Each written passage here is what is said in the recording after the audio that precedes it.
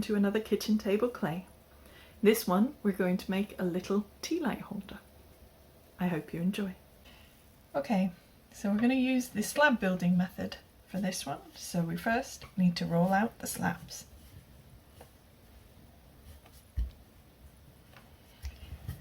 As normal, we're going to roll out a bit and flip it over. Roll out a bit and flip over.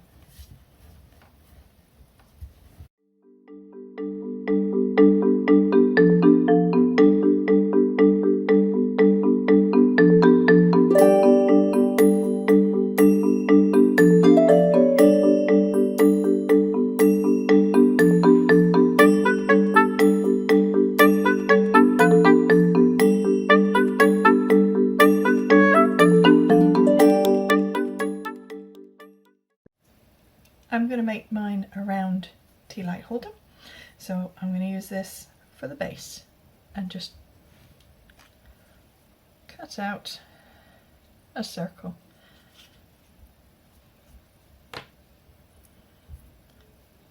And pop it on the board.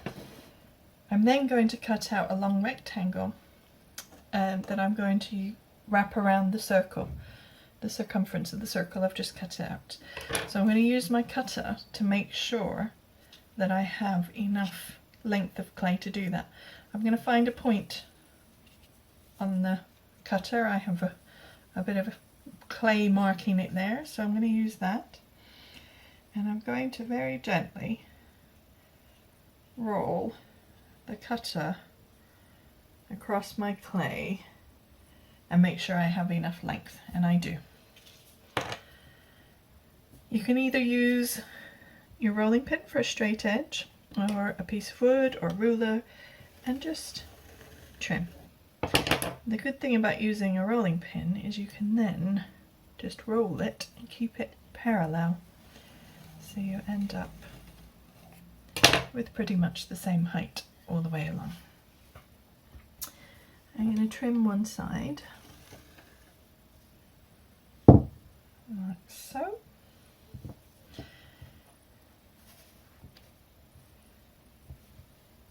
And then take away the extra bits here. I'm just going to take a little bit off of this spare bit here that I'm going to use to reinforce the join around the bottom. So I've just got that ready for a bit later. Oh, it's got a little something in my clay there. Okay, so I'm going to bring my base in so that I can then fit the sides on. I'm going to score around the edge of the base because I'm going to sit my sides on top of the base. You can butt them up against the side if you want and wrap the base, in which case you'd score and slip on that edge. Personally I prefer to do it on top, but that is just a personal preference. So I'm going to score all the way around, and then I'm going to add some slip on.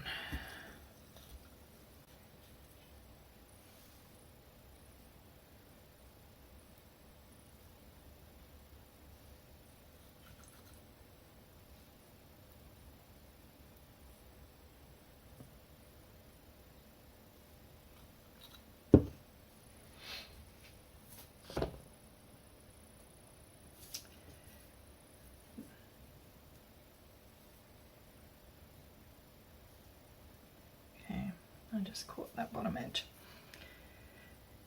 Now you want the clay that you rolled out to be thick enough that it can hold its own weight when it's standing up on the end upright like that, but you want it thin enough that it's going to look okay having the patterns cut out through it. I think I've probably got between 4 and 5 millimeters here in thickness, so we're just going to score along the edge that we're going to pop on the base, and we're going to slit this as well.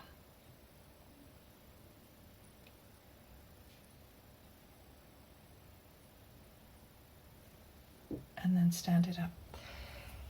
If you have a good side, make sure that's facing out. And we literally stand the clay up and wrap it around.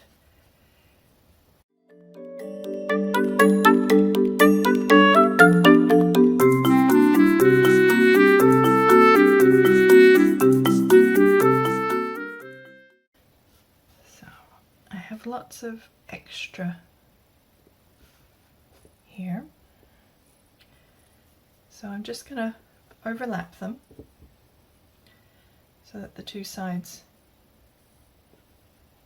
wrap around together, and then I'm going to trim through both sides. I'm not going to go all the way to the bottom because I don't want to cut the base, and then we can peel that one away and then take away what was cut on the inside. Score again down both edges, again slip,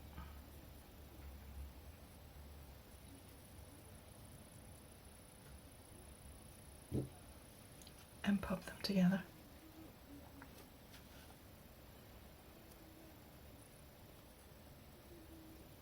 Because of how we just trimmed them, they should meet up quite nicely.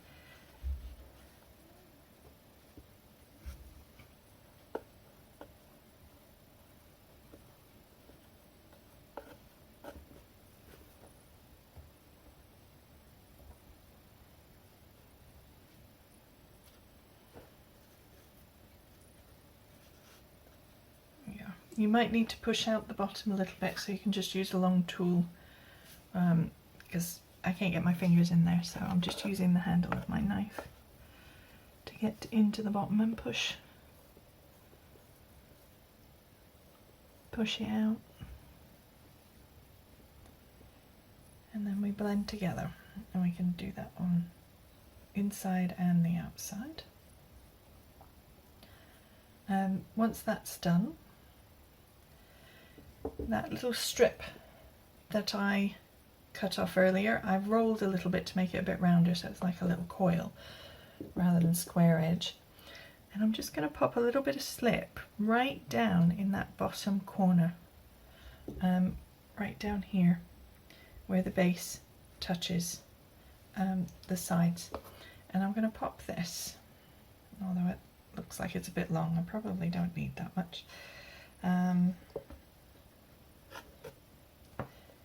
Trip that much in. I'm going to pop that in there, and I'm going to use my tool to pop it into the right place and press it gently around the outside edge.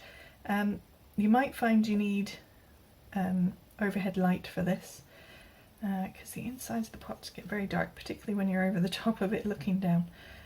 Trim off your extra and bring it out,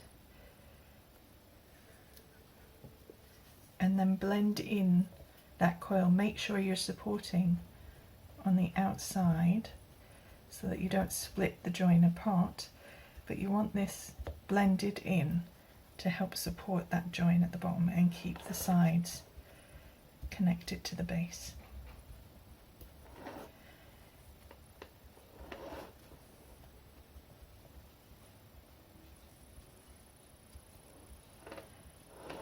Try and keep the inside fairly neat while you're doing this as well.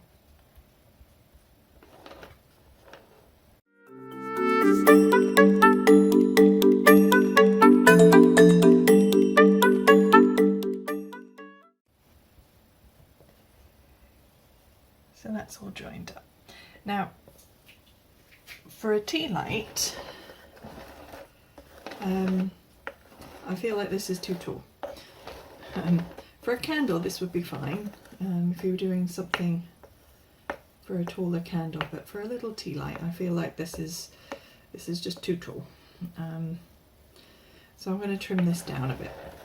If you find you want to trim down to keep it level, I'd suggest that you mark it first. So if you decide your height, set your knife, hold your hand steady, so turn everything but keep your hand steady. It should help keep everything level for you. And once you've marked it, you can then cut it.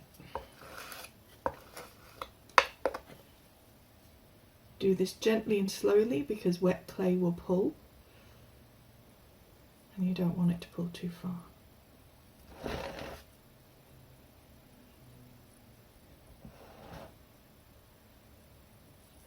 Careful when you go past and cut past your join on the sides, because you don't want to pull things apart.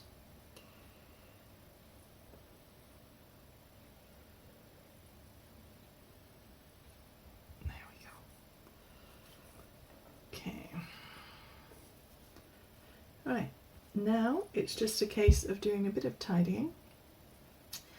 Obviously you don't have to have a flat top.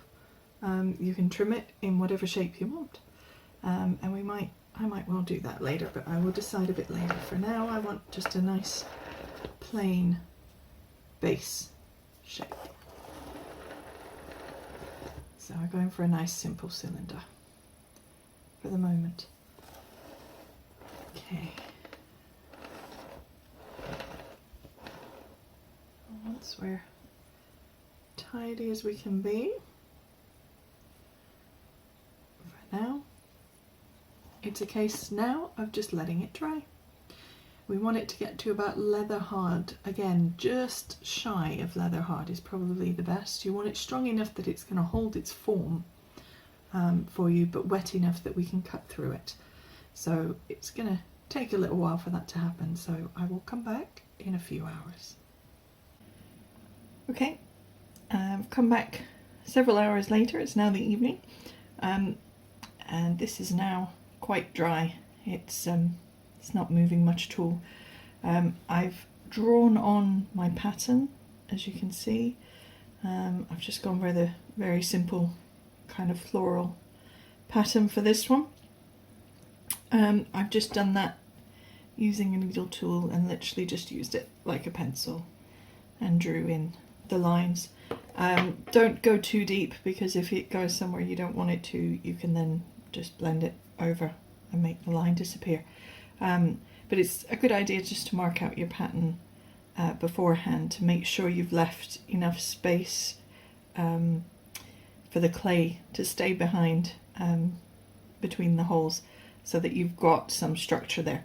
Do make sure you have got basically a skeleton structure left behind. You're cutting the holes out, but you have to leave enough clay to hold itself for the pattern to work.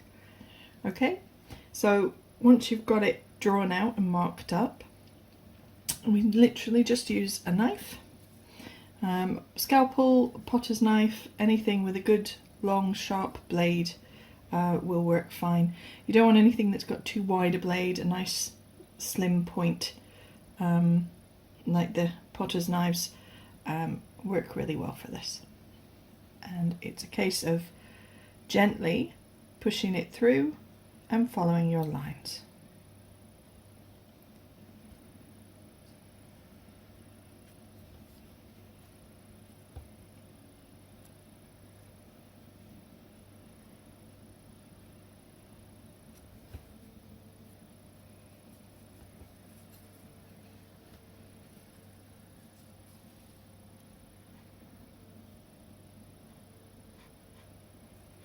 Try not to saw, because you'll end up with rough sides on the holes that you're cutting out.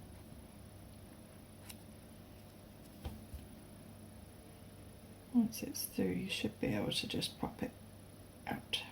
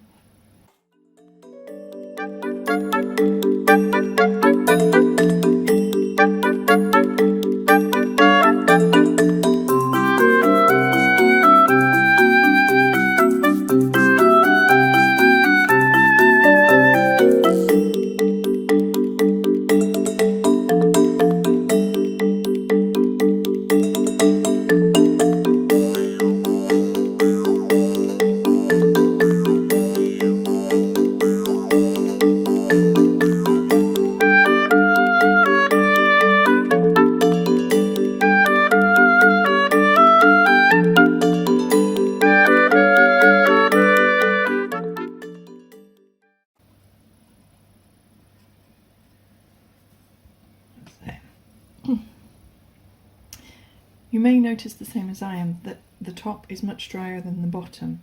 So be aware of this as you're cutting through, because you'll have to put more pressure on the top, so be careful that you don't crack things.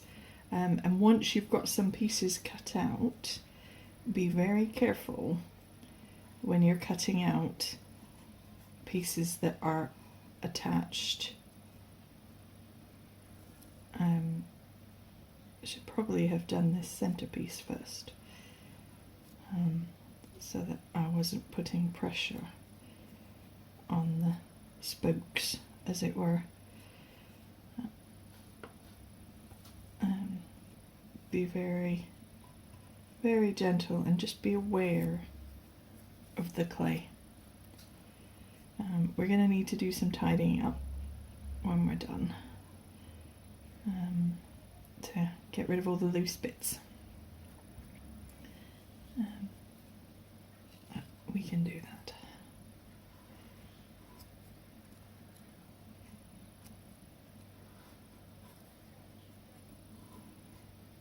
You can see how much easier the knife is going through.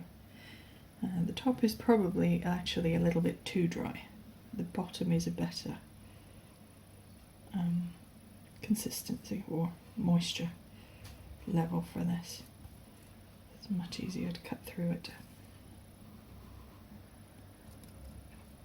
I have to be very careful with the dry parts,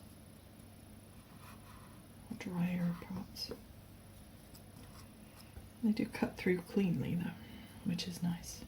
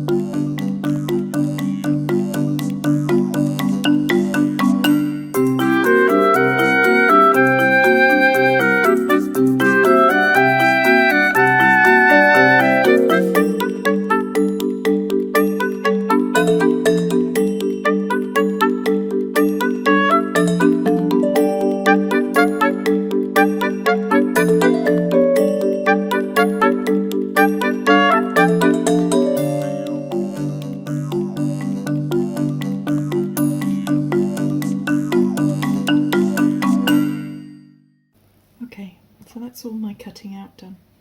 So I'm now going to let it dry again and then come back and do some tidying up with a wet paintbrush. I can tidy all the loose pieces that are inside the holes. You can spend some time at this point doing some tidying. Just be very careful with handling your pot. If it's not that dry, you could collapse things and break different sections of it, so just handle it with care at the moment. So if you let it dry, it will be strong enough, although it's still delicate, so you'll still have to handle it with care, but it will, a damp paintbrush will handle it quite nicely. I've tidied the top a little bit. I will turn it over and rub the surface to tidy that edge as well. The inside, you can, I don't know if you can see how well you can see that, but the inside is quite mucky at the moment as well, so I'm going to let all that dry off and then go in and do a bit more tidying. So again, I'll come back in, well, probably tomorrow morning now, and show you that process. Okay, I'll see you then. Okay, now I did wrap this loosely overnight, so it's not dried off completely, but it's now dry enough that I can tidy it up with a wet paintbrush. So I've just put some water in a jar with a paintbrush, and I'm literally just going to go in and tidy the edges, take away all the little bits. Now this is fiddly and it will take some time. This clay has some grog in it, so you might see some of the texture coming to the surface as well, so just be a little bit careful about that. But you have a nice smooth clay, that won't matter.